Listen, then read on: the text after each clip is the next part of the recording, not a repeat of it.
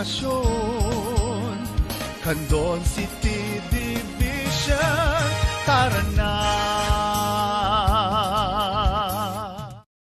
Isang pagbati ng maligaya at masiglang araw, oras at panahon sa ating mga minamahal na mag-aaral, mga masigasig na magulang at taga-subaybay ng mga bata.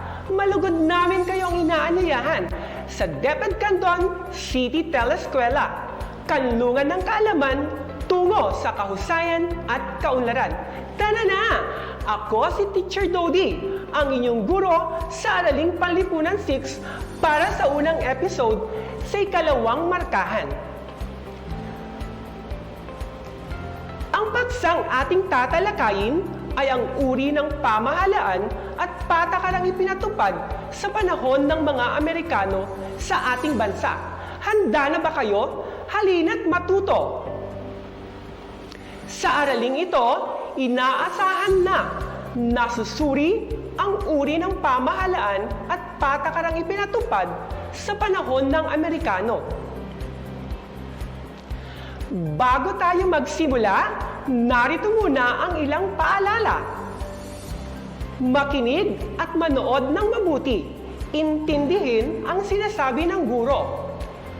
Maghanda ng papel at panulat na magagamit upang maitala ang mahahalagang konsepto ng ating aralin sa pagsagot ng mga pagsasanay. Handa na ba kayo mga bata? Kung handa na kayo, simulan na natin ang ating aralin. Narito ang ating patnubay na tanong. Ano-anong uri ng pamahalaan ang naitatag ng mga Amerikano sa kanilang pananakop sa Pilipinas? Nang dumating ang mga Amerikano sa ating bansa, maraming pagbabago ang nangyari na kailanman ay hindi naranasan sa pamahalaang Espanyol. May dalawang uri ng pamahalaan ang itinatag ng mga Amerikano, ang pamahalaang militar at pamahalaang sibil. Talakayin natin ang unang uri ng pamahalaan. Ito ay ang pamahalaang militar. Matapos isuko ng Espanyol ang Maynila sa mga Amerikano, ipinag-utos ni Pangulong William McKinley ang pagpapairal ng pamahalang militar sa Pilipinas. Layunin nito ang magkaroon ng kapayapaan, kaayusan at katahimikan ng bansa. Itinalaga ng Pangulong McKinley si General Wesley Merritt na maging gobernador militar noong August 14, 1898. Ang sumunod sa kanya ay sina General Elwell Otis mula 1898 hanggang 1900 at General Arthur MacArthur mula naman 1900 hanggang 1901.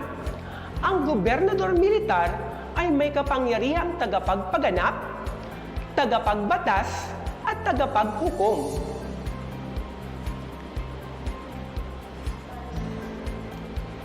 Inihanda ng pamahalang militar ang pundasyon ng pamahalang sibil, tulad ng pagbubukas ng mga paaralang pampubliko na ang unang guro ay ang mga sundalong Amerikano, pagtatatag ng mga hukuman, pati na ang kataas-taasang hukuman na binuo ng 9 na maestrado, 3 Amerikano at 6 na Pilipino noong May 1899 at hinirang si Cayetano Arellano bilang kauna-unahang punong hukom na Pilipino.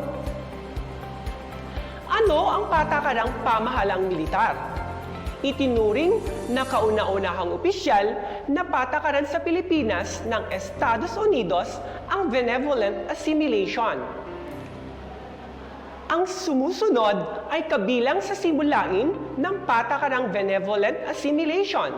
Una, pagpapahayag ng pagsakop sa buong kapuluan. Ikalawa, pagtatatag ng isang pamahalaang katulad sa Estados Unidos. Ikatlo, pagkilala sa mga karapatan ng mga mamamayan. At pang-apat, pagbabawal sa gawaing mapagsamantala sa mga Pilipino. Upang matiyak na maayos ang kalagayan ng Pilipinas, nagtatag ng mga pangkat si Pangulong McKinley upang magmasid, magsiyasat at magulat sa kanya tungkol sa kalagayan ng Pilipinas. Ito ay tinawag na Komisyong Sherman at Komisyong Taft. Ang unang komisyon ay tinawag na Komisyong Sherman na pinamunuan ni Dr. Jacob Gould Sherman. Layunin nito ang magmasid sa kalagayang pampulitika ng Pilipinas, makipagmabutihan sa mga Pilipino at magmungkahi ng mga plano para sa Pilipinas. Mula sa pagsisiyasat ng Komisyong Sherman ay nakabuo ito ng mga sumusunod na mungkahi. Una, ang pagsasarili ng Pilipinas ay hindi pa napapanahon. Ikalawa, ang pamahalang sibil ay maaring itatag sa Pilipinas kapalit ng pamahalang militar. Ikatlo, pagbuo ng tagapagbatas bilang sangay ng pamahalaan. At pang-apat, pagtatag ng mga pamahalaang lokal. Pagkaloob ng mga karapatang sibil para sa lahat. Pangangalaga sa mga likas na yaman ng bansa para sa mga Pilipino. Pagbubukas ng mga paaralang pampubliko. Paghirang ng mga katangi-tanging Pilipino na may kakayahang manungkulan sa pamahalaan.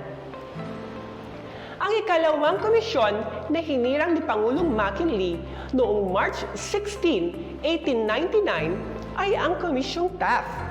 Dumating dito sa Pilipinas noong June 3, 1899 na pinamumunuan ni William Howard Taft. Ang pangunahing layunin ng komisyon ay isagawa ang mga hakbang na imunungkahi ng unang komisyon. Ano-ano ang nagawa ng Komisyong Taft? Una, pagtatatag ng pamahalang sibil kapalit ng pamahalaang militar. Ikalawa, pagtatag ng pamahalang lokal, serbisyo sibil at konstabularyo ng Pilipinas. Ang ikatlo, pagganap bilang tagapamayapa at tagapagbatas. Paglalaan ng pondo na may halagang 2 milyong piso para sa paggawa ng mga tulay at daan. Pagtatag ng libreng pag-aaral sa elementarya at paggamit ng wikang Ingles sa mga paaralan. Paghihiwalay ng kapangyarihan ng simbahan at estado. Iyon, mga bata, ang tungkol sa pamahalang militar na itinatag ng mga Amerikano. Ipagpatuloy natin ang ating aralin. Talakayin naman natin ang pamahalaang sibil. Nahirang na kauna-unahang gobernador sibil ng Pilipinas at naging Pangulo ng Komisyon ng Pilipinas o Tagapagbatas si William Howard Taft. Ang pamahalang sibil ay umiral sa kapuluan ng Pilipinas maliban sa Mindanao, Sulu at Timog Palawan. Ano-ano ang mga ipinangako ni Taft sa ilalim ng pamahalang sibil? Una, pagpapatigil ng labanan, pagsusulong ng kapayapaan, at pagpapatatag ng pamahalaang lokal. Ikalawa, ang pagpapalaganap ng slogan na ang Pilipinas ay para sa Pilipino. Pagpapahalaga ng mga karapatang sibil at pagsasanay sa malayang pamamahala sa sariling bansa.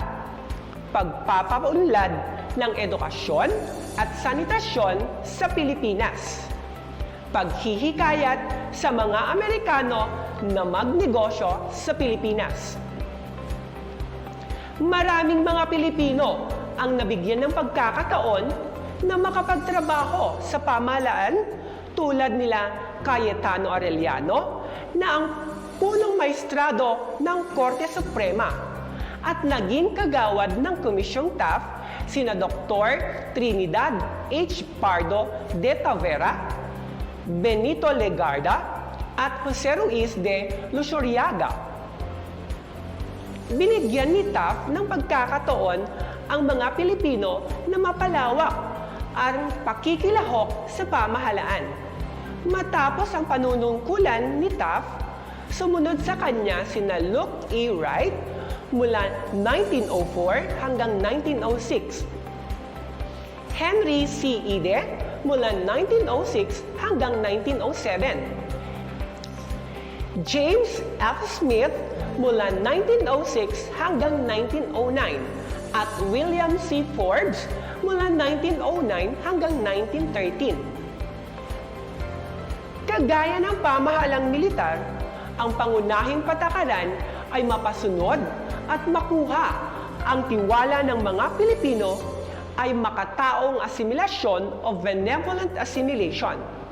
Naniniwala ang pamahalang Amerikano na sa pamamagitan nito maturuan at matulungan ang mga Pilipino na mapaunlad ang kanilang pamumuhay at makapagtatag sila ng sariling pamahalaan. Naidagdag sa pamahalaang sibil ang patakaran sa politika.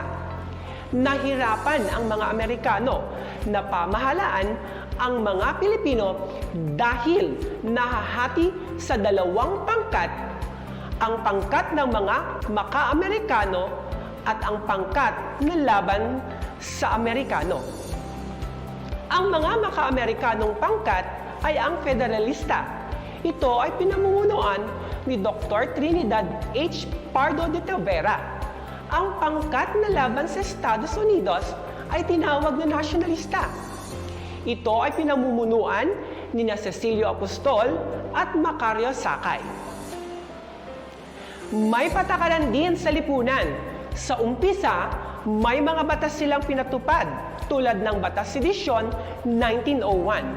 Ang Batas Sedisyon ay isang batas na nagpaparusa ng kamatayan o matagal na pagkakakulong sa sinumang Pilipino na magsalita, magsulat laban sa Estados Unidos, magtangkilik sa pagsasarili at paghihiwalay ng Pilipinas sa Estados Unidos. Subalit, pinairal pa rin nila ang pagkakapantay-pantay sa karapatan, panunungkulan at iba pa. Dahil gusto ng mga Amerikano na unti-unting mailipat ang pamumuno at maihanda ang mga Pilipino sa pagsasarili, gumawa sila ng paraan. Ito ang pamamagitan ng patakarang Pilipinisasyon. Pilipinisasyon ang tawag sa unti-unting pagsasalin ng pamahalang Amerikano sa Pilipinas ng kapangyarihang mamahala sa mamamayang Pilipino. May 4 na batas na pinagtibay upang mapalawak ang pakikilahok ng mga Pilipino sa pamahalaan. Una, Batas Pilipinas ng 1902 o ang Batas Cooper. Ikalawa, Batas Jones ng 1916. Ikatlo, Batas Hair House Cutting. At ang ika-4 ay ang Batas Tidings-McDuffie. Ano ang nilalaman ng Batas Pilipinas ng 1902? Ang Batas Pilipinas ng 1902 o Batas Cooper ay inihain ni Henry Allen Cooper. Pinagtibay ito noong June 1, 1902. Ito ang nagtakda sa pagbibigay ng karapatan sa mga halal na Pilipino na mamuno. Ito rin ang nagbigay sa mga Pilipino ng mga karapatan sa malayang pananalita at pagpapahayag. Karapatang huwag mabilanggo dahil sa pagkakautang, pagiging pantay-pantay sa harap ng batas at kalayaan sa pagkakaalipin. Ano ang Batas Jones ng 1916? Ang ikalawang batas tungo sa pagsasarili ng Pilipinas ay ang Batas Jones o Philippine Autonomy Act na itinaguyod na William Atkinson Jones at nilagdaan ni Pangulong Woodrow Wilson noong August 29, 1916. Ayon sa Batas Jones, nakilalanin ang Estados Unidos ang kalayaan ng Pilipinas kapag mayroon na itong matatag na pamahalaan. Ano naman ang Batas Hair House Cutting? Ang Batas Hair House Cutting ay pinanukala na Senador Harry B. House, Kinatawan Butler Hair, at Senador Bronson M. Cutting. Tinagurian itong Batas Hair House Cutting. Ang batas na ito ang nagtadhana ng pagbibigay ng kasarinlan sa Pilipinas pagkatapos ng 10 taon, pagpapanatili ng mga base militar ng Estados Unidos sa bansa, at ang pagpapataw ng buwis sa mga produktong iluluwas sa Estados Unidos ng Pilipinas. Ano ang Batas Tydings-McDuffie? Ang Batas Tydings-McDuffie ay itinakda ni Senador Millard Tydings at Kinatawan John McDuffie. Pinagtibay at nilagdaan ng Pangulong Franklin Delano Roosevelt noong March 24, 1934. Ang mga itinadhana ng batas na ito ay ang mga sumusunod. Una, ang 10 taong pamahalang Commonwealth bilang paghahanda sa pagsasarili na itinadhana ng batas sa petsang July 4, 1946. Pagtatatag ng kumbensyong gagawa ng saligang batas. Pangatlo, pagdaraos ng plebisitong magpapatibay ng saligang batas. Pang-apat, paghahalal sa mga mamumuno sa pamahalang Commonwealth, at ang panglima, ang pagkilala sa kasarinlan ng Pilipinas sa July 4 pagkatapos ng huling taon ng pamahalang Commonwealth. Ngayon mga bata, balikan natin ang ating patnubay na tanong at ating sagutin. Ano-anong uri ng pamahalaan ang naitatag ng mga Amerikano sa kanilang pananakop sa Pilipinas? Ang pamahalaan na naitatag ng mga Amerikano ay ang pamahalang militar at pamahalaang sibil. Ngayong alam na ninyo ang tungkol sa dalawang pamahalaan na itinatag ng mga Amerikano, subukan naman natin ang inyong kagalingan sa pagsagot sa mga sumusunod na katanungan. Handa na ba kayo sa isang maikling pagsusulit? Maaari kayong gumamit ng papel at ballpen.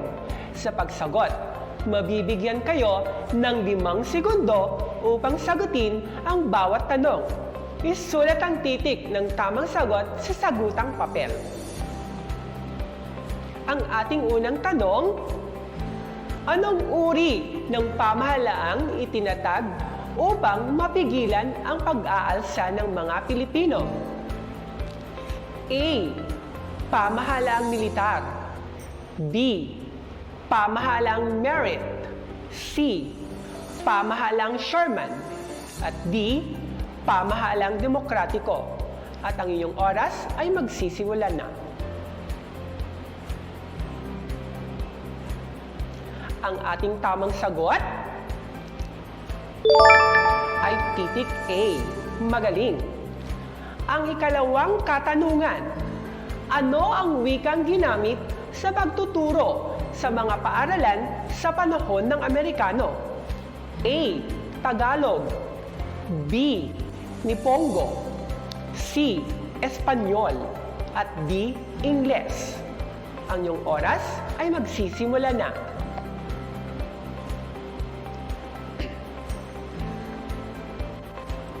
Mahusay, titik D ang tamang sagot. Ikatlong katanungan, ang uri ng pamahalaan na ipinalit sa pamahalaang militar? A. Pamahalang TAF. B. Pamahalang sibil. C. Pamahalang militar. At D. Pamahalang Sherman. Ang iyong oras ay magsisimula na.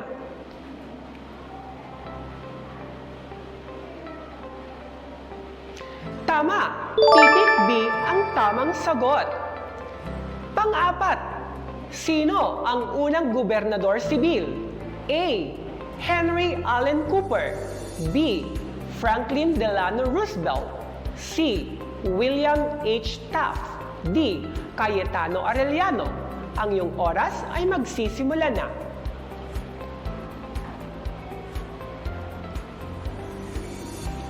Mahusay! Titik C.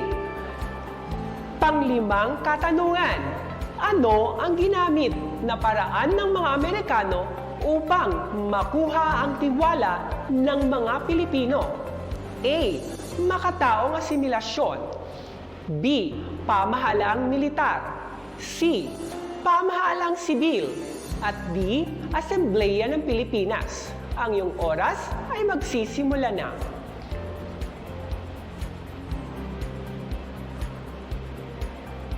Magaling! Titik A. Ang pang-anim na katanungan. Ito ang batas nagpaparusa ng kamatayan o matagal na pagkakakulong sa sinumang Pilipino na magsasalita at magsusulat laban sa Estados Unidos. A. Pilipinisasyon. B. Federalismo. C. Nasyonalista. D. Sedisyon. Ang iyong oras ay magsisimula na.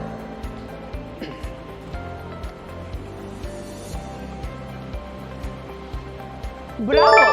Titik D ang tamang sagot. Pang-pitong katanungan.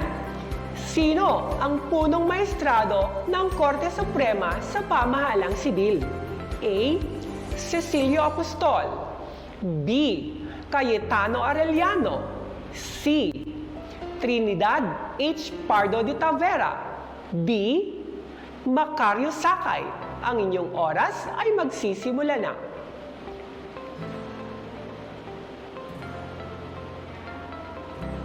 Magaling! Titik B. Pang-walong katanungan. Ano ang tawag sa unti-unting pagsasalin ng pamahalang Amerikano sa Pilipinas ng kapangyarihang mamahala sa mamamayang Pilipino? A. Sedisyon. B. Federalismo. C. Pilipinisasyon. At D. Nasyonalista. Ang iyong oras ay magsisimula na.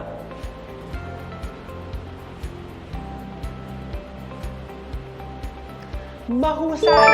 Titik C ang tamang sagot. Pang-siyam na katanungan. Ito ang batas na nagtatakda ng 10 taong pamahalaang Commonwealth bilang paghahanda sa pagsasarili na itinadhana ng batas sa petsang July 4, 1946. A. Batas Pilipinas ng 1902. B. Batas Hair House Cutting. C. Batas Jones. At D. Batas Tidings McDuffie. Ang iyong oras ay magsisimula na.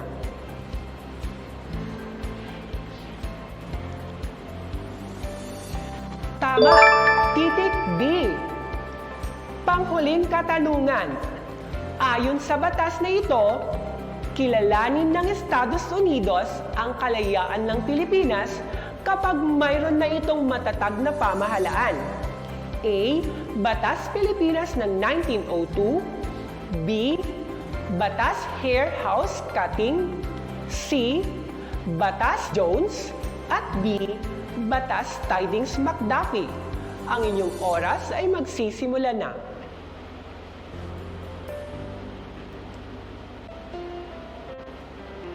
Tama! Ang tamang sagot ay titik C.